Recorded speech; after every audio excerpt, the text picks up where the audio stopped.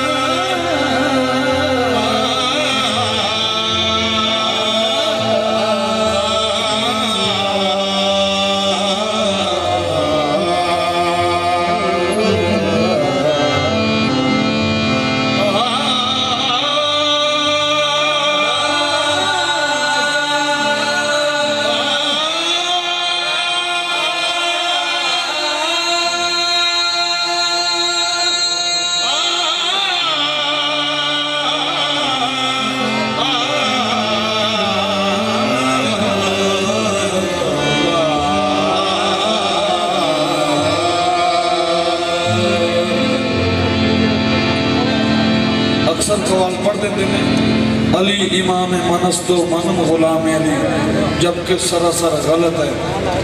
क्यों? हदीस पाक है, हदीस पाक है जो नबी पाक सल्लल्लाहु अलैहि वसल्लम का फरमान है। हुजूर कभी भी नहीं फरमा सकते कि अली मेरा इमाम है तो मैं अली का गुलाम है, नहीं मौला अली सरकार गुलाम है। बल्कि हदीस पाक पेश करने वास्ते करता हूँ पेश वाक़या खुम्मे गदीर का,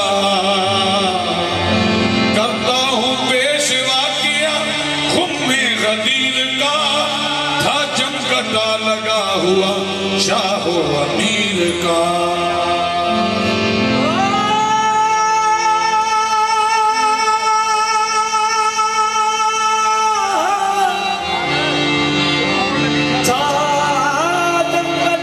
लगा हुआ शाहो अमीर का।